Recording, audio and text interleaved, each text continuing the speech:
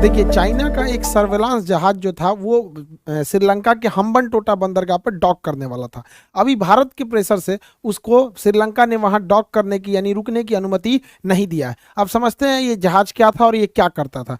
China की एक जो समुद्री सीमा है वो बहुत बड़ी है और उसका विवाद भी है पूरे दक्षिणी चीन सागर को लेकर, इसलिए उसे हमेशा वहाँ निगरानी के लिए सर्वेलांस की जरूरत पड़ती है। इस सिलसिले में उसने अपना एक जहाज बनाया है, यांग वांग करके जहाज है। यांग वांग टोटल 7 जहाजें हैं, तो ये यांग वांग का 5वां जहाज था जिसे यांग वांग 5 कहा जाता है, जिसे 2007 में इंट्रोड्यूस किया गया था चाइना की नेवी में। ये एक बहुत भारी भरकम जहाज है, 25,000 टन इसकी विस्थापन क्षमता है। इतना भारी भरकम जहाज है, मतलब समझिए 40 से 42 हजार हमारे एयरक्राफ्ट कैरियर जो होते हैं उनका विस्थापन होता है। ये 25,000 टन इसी का विस्थापन है। इसको चलाने के लिए 470 क्रू मेंबर की जरूरत होती है और ये लगभग समुद्र में 37 किलोमीटर प्रति घंटा की रफ्तार से जा सकता है।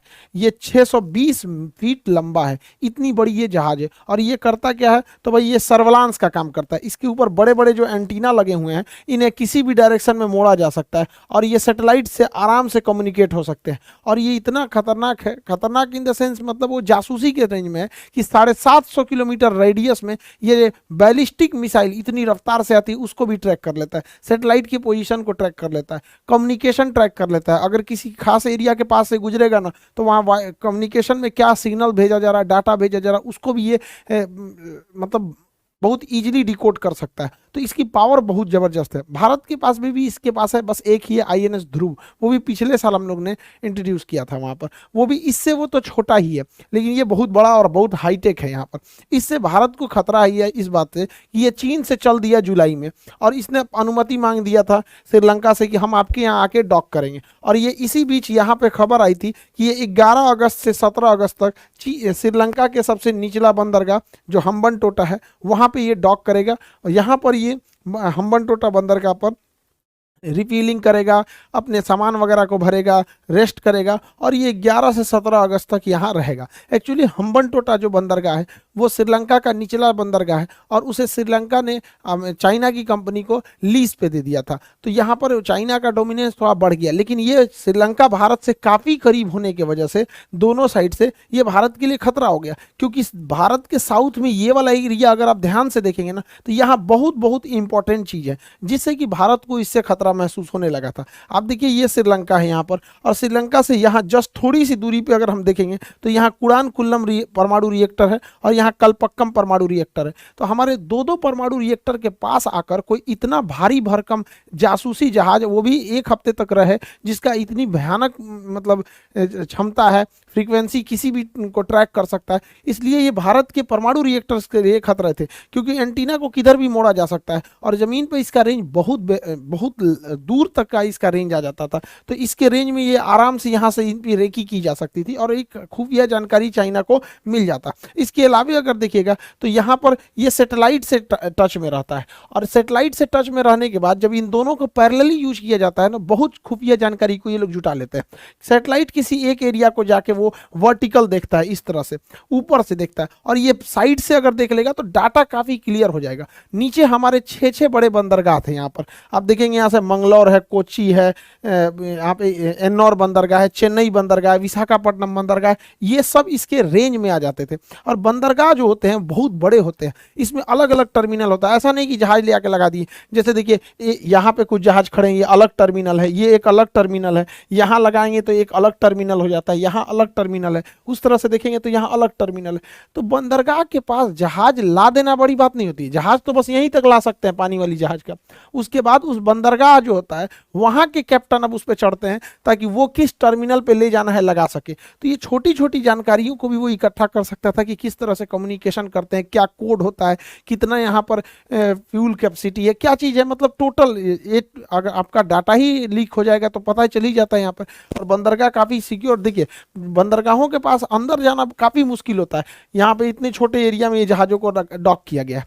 तो इससे हमारी बंदरगाहों की भी सुरक्षा पर सवाल उठ सकते थे। साथ में श्रीलंका के यहाँ होने की वजह से हम लोग का जो सेटेलाइट छोड़ते हैं, चाहे वो विक्रम साराभाई जो और सतीश धवन प्रक्षेपण केंद्र, मेनली जो श्रीहरिकोटा के पास सतीश धवन प्रक्षेपण केंद्र है, यहाँ से हम लोग अपने सेटेलाइट को लॉन्च करते हैं। PSLV हो या GSLV है, ये एकदम सेंसिटिव डाटा होता है, और यहाँ से अगर वो लोग ट्रैक कर लेते हैं तो बहुत दिक्कत होगा। जैसे मान के चलिए कि अगर वो श्रीलंका आ गया यहाँ पर, और यहाँ से हमारे PSLV GSLV की कुछ खास कम्युनिकेशन को उसने ट्रैक कर लिया, तो अगर हमको पहले से किसी की फ्रीक्वेंसी या कुछ चीज़ों को पता रहता है तो हम लोग युद्ध के समय उसमें साइबर अटैक भी कर सकते हैं।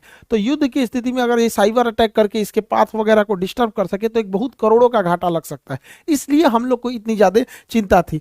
ये पास में आने की वजह से एक और चिंता बढ़ जाती है। श्रीलंका के पास ही केरल है, और केरल में हमारे एयरफोर्स का साउथ कमांड का मुख्यालय है तिरुवनंतपुरम में, एयर वायुसेना का दक्षिणी कमांड का मुख्यालय तिरुवनंतपुरम में, वो भी इसी के पास आ जाता है।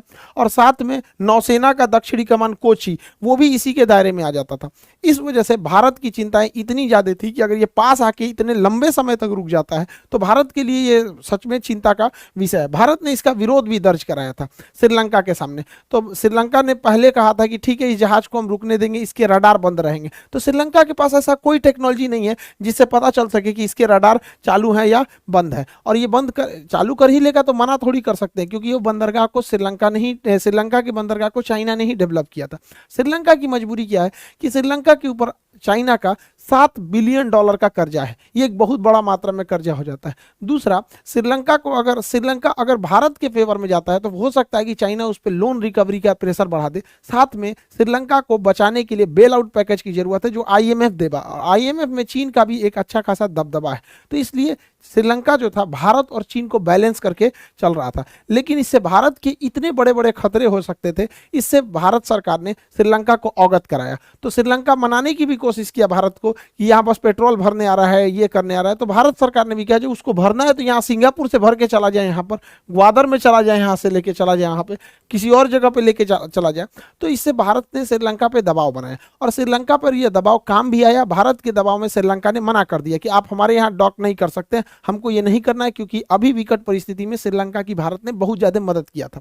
इससे भारत को लिए ये एक अच्छी खबर है, क्योंकि वहाँ पे भारत के दबाव में आकर अभी जो चाइना पूरी दुनिया का ध्यान इधर खींचे हुए है, वो सोच रहा था कि छोटे मोटे मैटर में भारत को उलझा देंगे और बाकी इधर निपटेंगे। तो भारत भी इधर दबाव बना दिया, अब वापस जा रहे हैं। इससे विश्व लेवल पर भारत का दबदबा बढ़ा है, और चाइना का मनोबल तो कहीं ना कहीं नीचे गिरेगा ही कि जिस देश का बंदरगाह आप अपने पैसा से बनाए, जिस देश के बंदरगाह का 99 साल के लिए लीज आपके पास है, फिलहाल अभी उसे 40 साल के लिए किया गया है, तो वो लीज आप ही के पास है।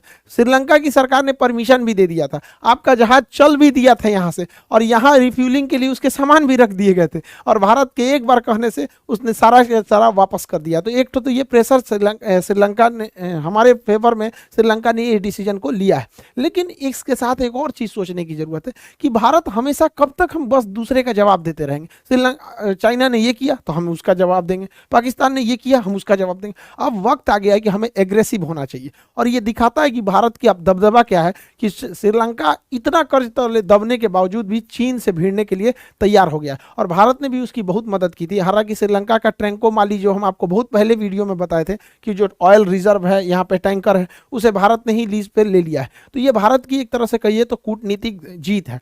तो इसी तरह भारत सरकार को भी अब आप अपनी जितने भी रडार हैं उसको इस साइड में एक्टिवेट कर देना चाहिए। ऐसे ही हम लोग के पास भी जहाज है INS ध्रुव, उसका हम बहुत पहले आपको वीडियो बना दिए, उसे भी मलक्का के साइड में भेज देना चाहिए। और हम शुरू से कह रहे हैं कि जब तक इधर दुश्मन को शांत तो कभी नहीं छोड़ना चाहिए। उसे लद्दाख के क्षेत्र में, उत्तराखंड में, सिक्किम में, अरुणाचल प्रदेश में, यहाँ हैवी मात्रा में हमें युद्ध अभ्यास करना चाहिए। एयरफोर्स को भी करना चाहिए, नेवी को पूरा करना चाहिए, नेवी को चलाना चाहिए यहाँ पे दबाव बनाने के लिए। सोच रहा पाकिस्तान शांत रहेगा ना तो उसको मनोबल नहीं बढ़ाएगा, ना तो ये सोच रहा है बीच में कूदने लगेगा, बेगाने की शादी में अब्दुल्ला दीवाना यहाँ पर, ये चौपट करके रख देगा।